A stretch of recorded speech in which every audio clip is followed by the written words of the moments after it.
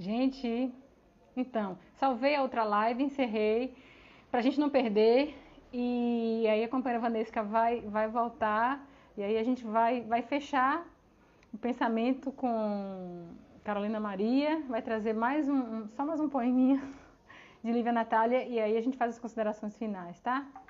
Deixa só a companheira Vanessa voltar pra gente continuar.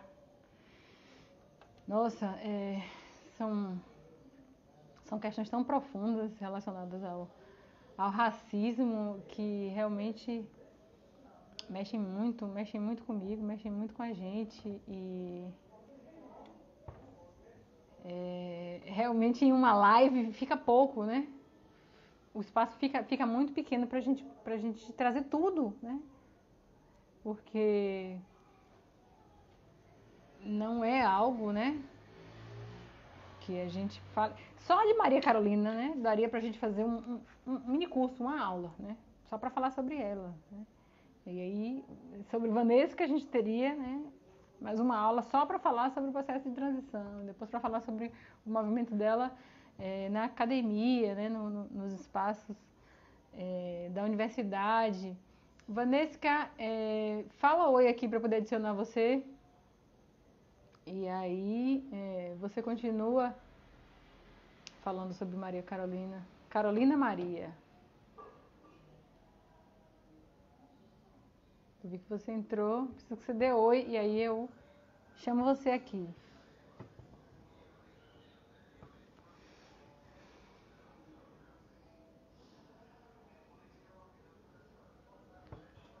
E aí, companheira Vanesca, cadê você?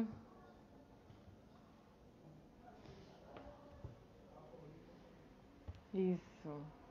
Lá vem ela. Isso.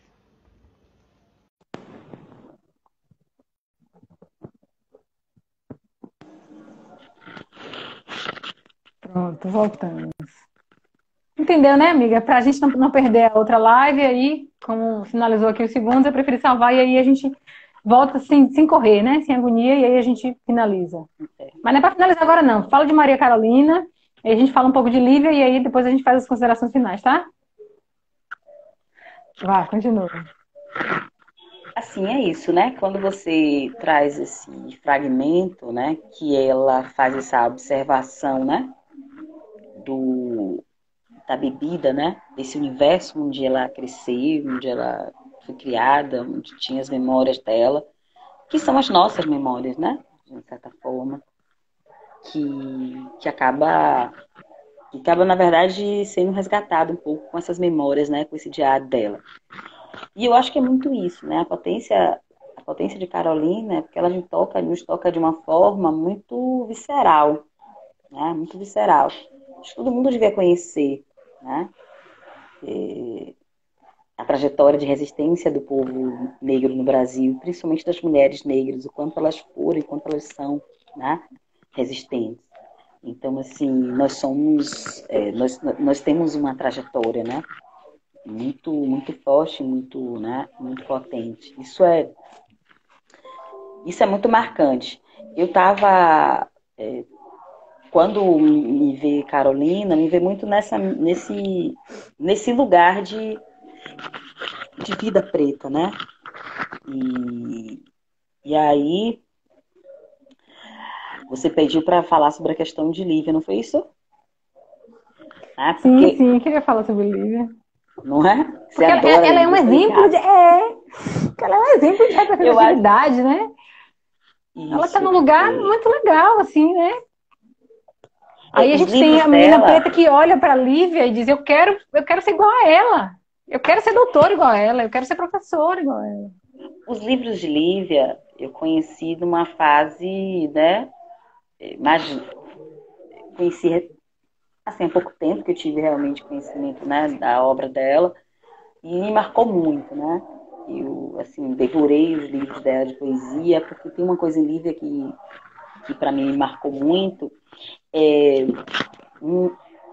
uma escritora negra que fala de amor, né? Isso para mim foi muito forte.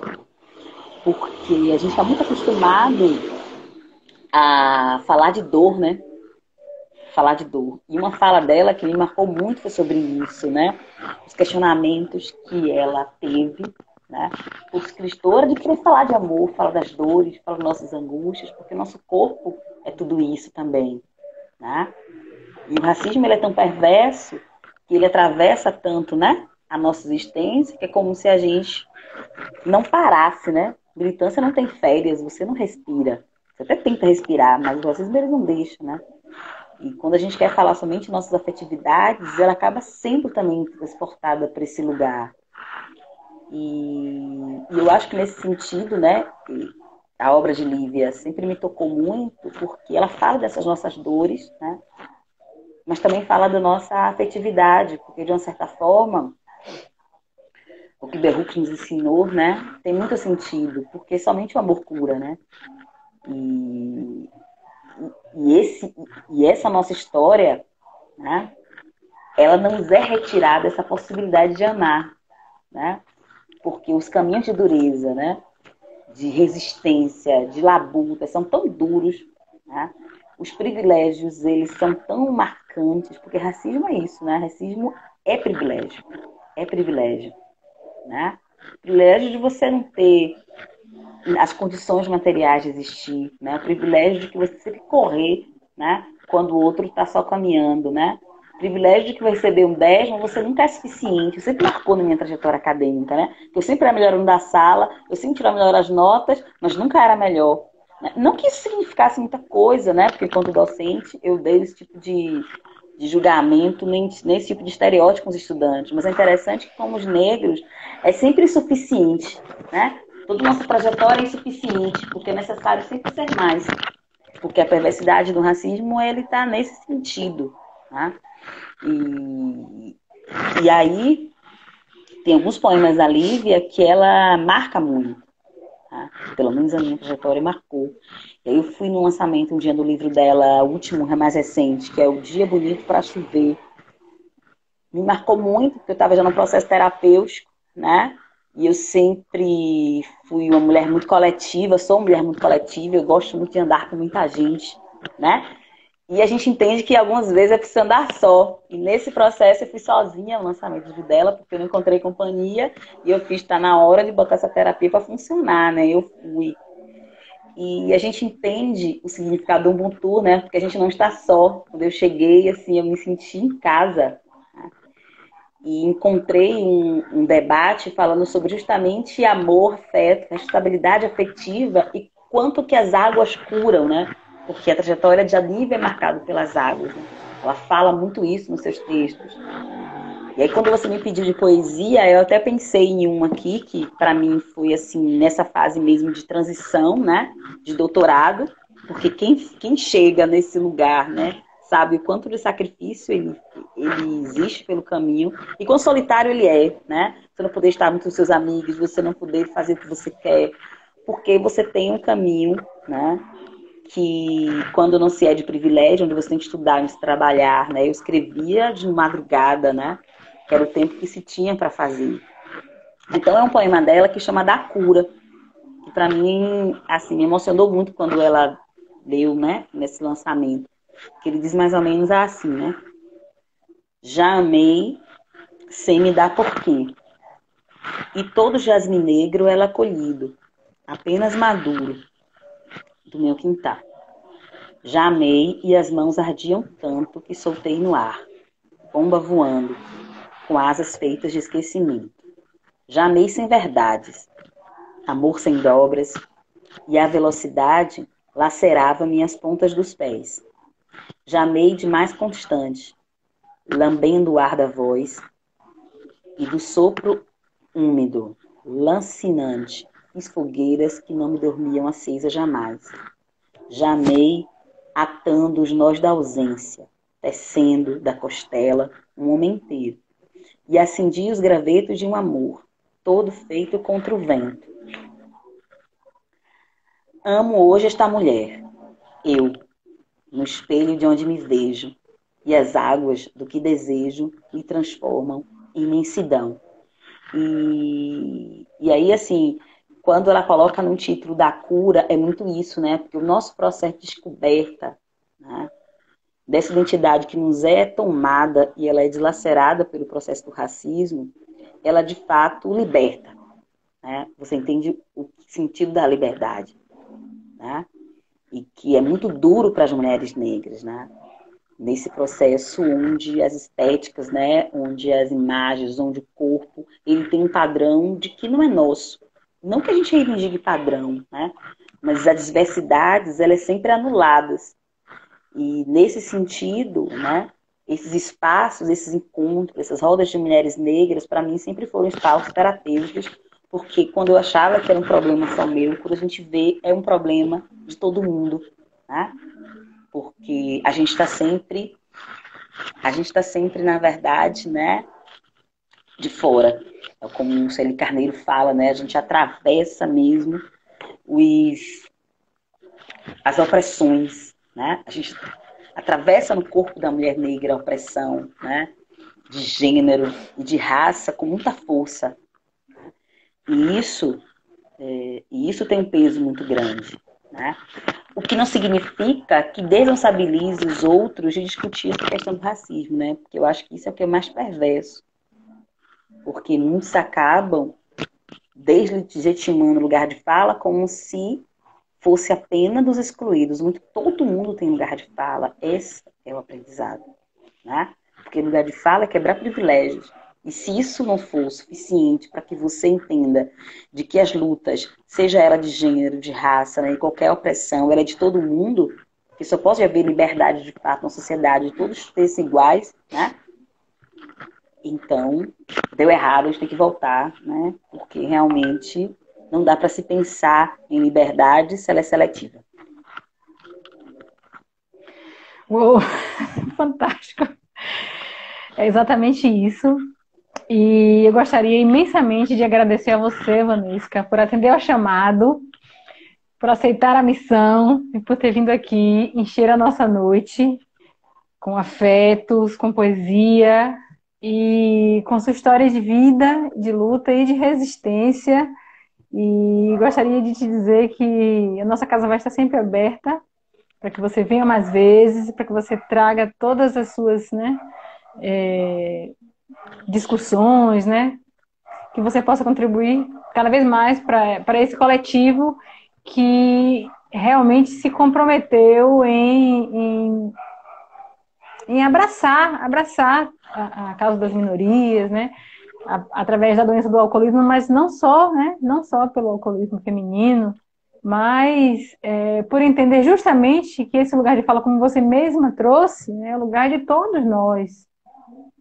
Não precisa sentir na pele para entender que aquilo dói, que aquilo é ruim, né? Vamos juntas e traga suas palavras finais. Eu queria só que você finalizasse comentando sobre a live de as lives de Tereza Cristina. Daqui a Estou pouco atrasada, né? Inclusive, né? E a gente se encontra sempre lá, né? Porque as lives, ela para mim são também uma forma de resistência muito, muito simbólicas agora nesse contexto de pandemia. Ela faz todos os dias de domingo a domingo, ela não tira folga, né? Como você mesma disse, a gente não tem como tirar folga do racismo. Não é verdade? Eu, assim, te agradecer, né, o convite. A gente estamos juntas, né? Eu acho que é uma sobe puxa a outra, né? E o Só por Hoje é um lema que marcou muito, né? O meu processo terapêutico, porque de fato ele é muito potente, né? Quem sofre de ansiedade, quem flerta com problemas psíquicos, né? Como depressão e outras compulsões, né? É muito forte é muito potente a gente entender que o nosso controle ele se dá de um campo muito pequeno, né? E 24 horas ele é um limite para todos nós. Então é assim, eu acho que o que a gente precisa entender, né, é que esses lugares, eles serão sempre lugares de todo mundo, né? Eu sempre digo para meus amigos, meus alunos, é que se eu vou num espaço, só tem pessoas brancas, né? E eu sou a única negra, e aquelas pessoas, elas não se incomodam com isso, tem algum problema, né? Porque parece que a dor é só minha, né? Então, assim, no Brasil, a gente precisa problematizar as exceções. Isso é necessário. Nós não podemos fazer exceções virarem regras, porque é sempre a regra você ser uma única, né?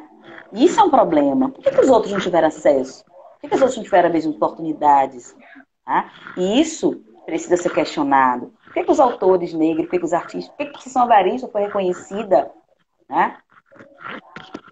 Muitos anos depois de ter uma longa trajetória de escrita?